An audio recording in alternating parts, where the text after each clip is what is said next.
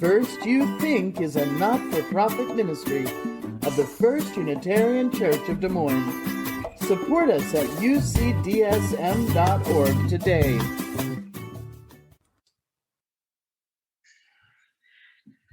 During my second visit in Elaine in March, I met a number of people involved in the Elaine Legacy Center.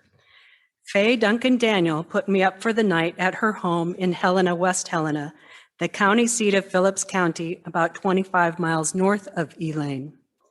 James Wright, program director of the Elaine Legacy Center, who you saw in the video about the massacre, took me on a tour around Elaine, showing me sights of the massacre and the two sides of town. I'd like to share with you their life stories that they shared with me. This photo of Faye is from our morning walk along the Mississippi. Faye's story.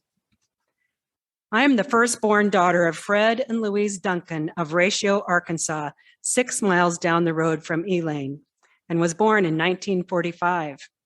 My birth was just the beginning of a very large family of Duncans. My position as firstborn put me in a unique position to have to grow quickly to meet family expectations. I was always expected to care for the younger family members who never seemed to stop arriving, screaming, and demanding care. Their dependence convinced me that I would not make a good parent, so I avoided situations where my virtues were compromised.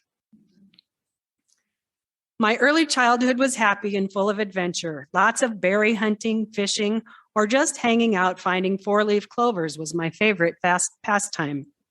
I spent a great deal of 2- and 3-year-old time with my grandmother, where I was chased and pampered by her 3 young children. I will always love them and cherish the love they gave me. My earliest memory is of the death of a sister, Dorothy B. Duncan, who died in childbirth. She was 4 days old. I remember my father burying her in the backyard. There was a sadness in a house, usually loud with laughter and activity. At about the age of 7, I was assigned tasks I always resented. The tasks were labor-intensive with low productivity and no reward. Yet, my family prevailed and thrived as all the other families and loved ones nearby. Church was a personal demand of my father's. My father would often use the Bible to make a point, but always had a joke negating his point. Mother was an usher, but she rarely used the Bible to make a point. I started school at 5 years old. My father walked me to school the first day, and along the way, he pointed out landmarks. He told me I would have to learn my way alone the next day because he had to work and mother had younger children at home.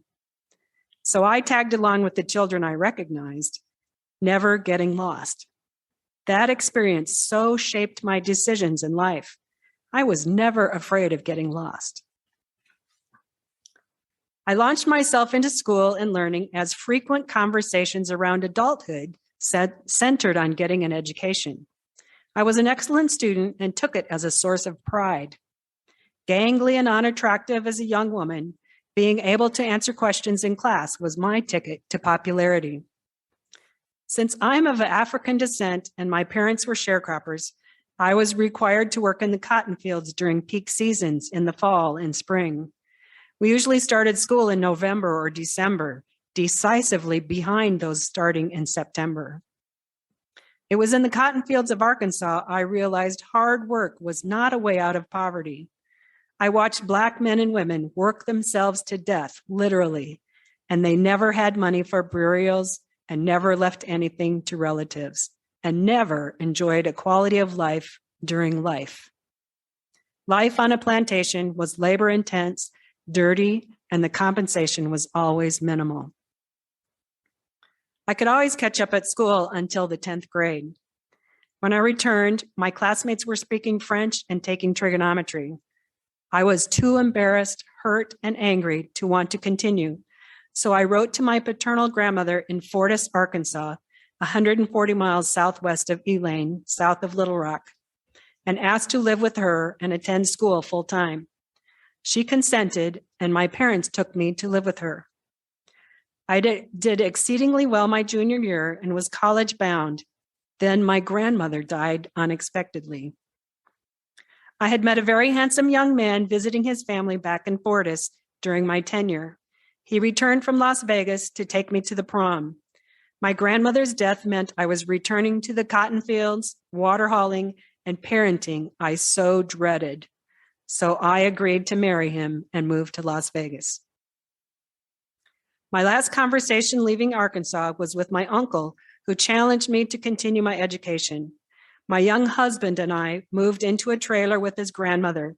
We had our own trailer within a month, but it was repossessed 5 months later. I ignored the signs. My young husband was gambling. Educational programs were being offered through the state of Nevada, so a neighbor of mine, my husband, and I signed up. We were taught typing and English. After the program was complete, we were referred to companies for hire. This was 1965, and the Civil Rights Bill was passed. We were often offered jobs as maids or cooks, but we persisted and overcame the racial barriers erected to diminish us and keep us in poverty.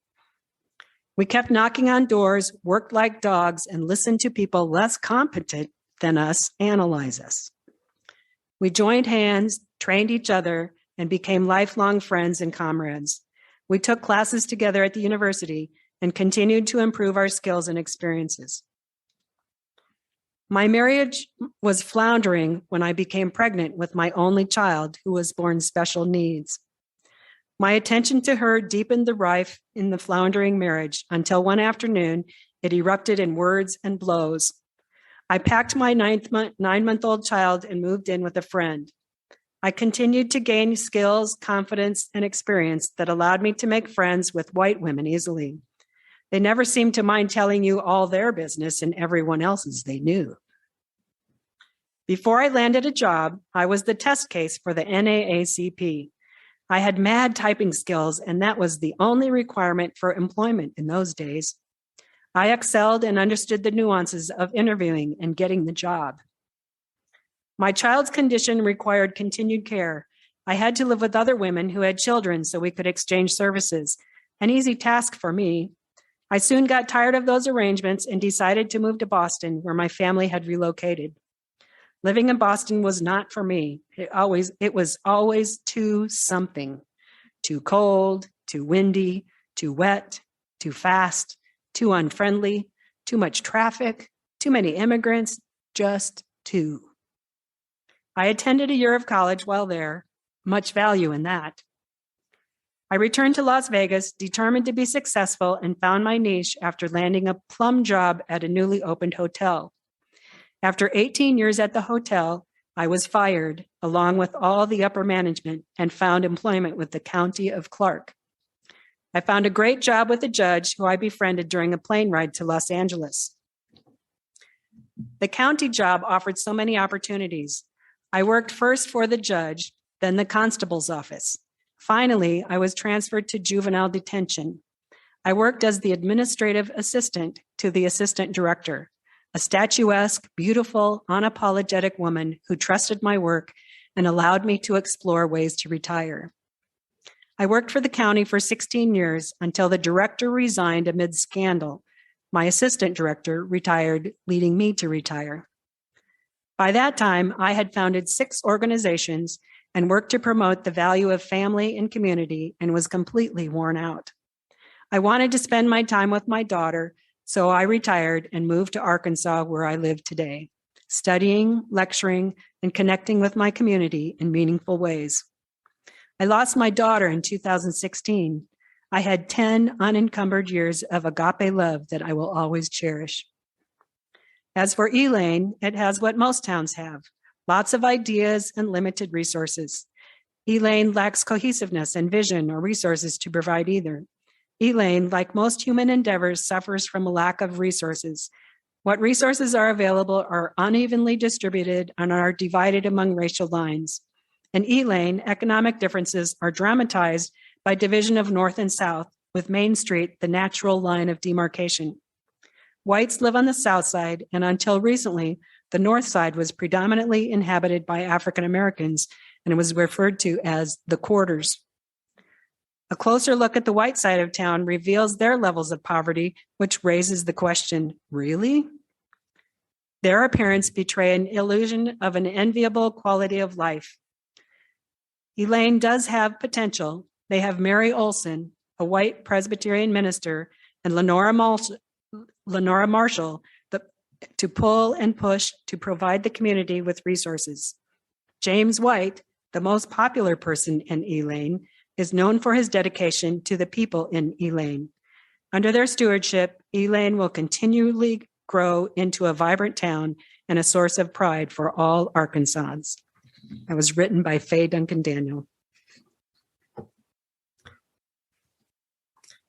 I composed the following portrait of James White, program director of the Elaine Legacy Center, after listening to his oral history recording and visiting with him on an extended phone call. James White was born in the doctor's office in Elaine, Arkansas, and began his early years on his grandparents' farm near Ferguson, 15 miles south of Elaine. At some point, his parents moved to Chicago for better jobs while he stayed on the farm with his grandparents. He remembers going to the cotton field with his grandmother while she had to work. He was fascinated by the cotton and wanted to try picking, but his grandmother never let him give it a try. They also had a vegetable garden and some livestock, including hogs. There were always chores to do every day. James started school in an all-black school in Ratio. After third grade, public schools were desegregated and he had to attend school in Elaine. It seemed to him the quality of his education suffered after that. In Elaine, he learned about the drainage ditch that ran through the town from east to west. This was the line you did not cross after sundown. James didn't understand why people would throw rocks at them or sick dogs on them if you got too close to the line. In the mid-70s, his grandfather died and he and his grandmother went to live with family in Chicago. Life was so crowded and noisy compared to life back in Elaine. James found a good friend and together they avoided peer pressure and stayed out of trouble. After 2 years, he and his grandmother returned to Elaine, escaping the big city. James didn't learn much about Black history at school. He remembers hearing about the death of MLK on the radio, but he never knew much about it. History of the 1919 massacre he learned from his grandmother, who was 15 at the time of the riots. She was very traumatized by the experience and was always very careful to make sure her children and grandchildren were safe. She always encouraged them to become independent business owners and never work on a farm. In high school, James remembers how students were treated unfairly by the faculty. One year, the staff wouldn't let the Global Studies class take a field trip to the MLK Museum. Students protested at the school board meeting to get to go. Counselors would never send Black students to visit colleges like the white kids. In driver's ed, he recalls taking the test with 2 girls, one Black and one white. Both girls failed, but the white girl got to try again right away instead of waiting 30 days to repeat the test as required by the rules. She still failed. After high school, James and some friends moved to Texas. James stayed in Dallas at first, where he had a sweetheart, but eventually joined his friends in Louisville, 25 miles to the north. He found work as a janitor and then worked on the line producing computer chips for Texas Instruments. After a couple of years, his grandmother got sick, so he went back to be with her until she passed away. He always thought Texas was too hot, so he stayed in Elaine and worked construction, repairing concrete foundations for large gas tanks. He started his own business selling merchandise out of his van. Over the years, this morphed into a convenience store called The Spot that he still owns today. Also along the way, he married twice and had about a dozen kids. He's proud to say that none of them have ever had to work on a farm. In 2006, the schools in Elaine were closed and merged with the Marvel School District to the north. Around this time, one of James' sons was getting summer work with the help of Reverend Mary Olson at Waves of Prayer Church in the old elementary school building. James started helping out and developed the idea for the Elaine Legacy Center to offer different services needed in the town. They educate kids about the local history, offer after-school homework space and summer programs, a food pantry, a clothes closet, a book room, a computer room, and had a program with the bank to help teach the kids how to save money and make money from their artwork. Another project James is working on involves finding, identifying, and recording family cemeteries and grave sites so farmers don't remove the stones and plow over them. The idea for the Elaine Museum is also James' brainchild. His vision, in honor of his grandmother, is for the museum to present stories passed down of Elaine history from both Black and white residents. He wants it to be the People's Museum, a way to share the stories that have been silenced for so long. He's hopeful that the museum will draw more visitors to the area and create a need for more businesses like a restaurant and a hotel. He talked a bit about the Delta Heritage Bike Trail that now connects Elaine to the north, that doesn't seem to get used much. He thinks the $40 million, $20 million from the Waltons and $20 million from the government to build the trail could have been put to better use to help families create jobs or build school facilities or a swimming pool. I think perhaps the museum will help draw bicyclists to the area as well. Renovations on the old corner grocery store are underway to become the new Elaine Museum and Richard Wright Civil Rights Center. The building will be dedicated on September 30th this fall on the 103rd anniversary of the massacre. Other activities are planned as well, and Dave Whitkey and I plan to attend going down a few days earlier before the rest of our group joins us on October 2nd for a week of hearing the stories from the locals, visiting the sites of the massacre, and help paint a church. When the Elaine Legacy Tour Group first talked about a church service on this day, our intent was to culminate a school backpack drive for the kids in Elaine. However, thanks to the generosity and diligence of a handful of members, the backpacks have already arrived in Elaine. Instead, I invite you, if you are so inclined, to contribute instead to the Elaine Museum. You can help others learn the stories of Red Summer that have been silenced for so long. Just go online to www.elainemuseum.org and click on the red donate link. And thanks for listening.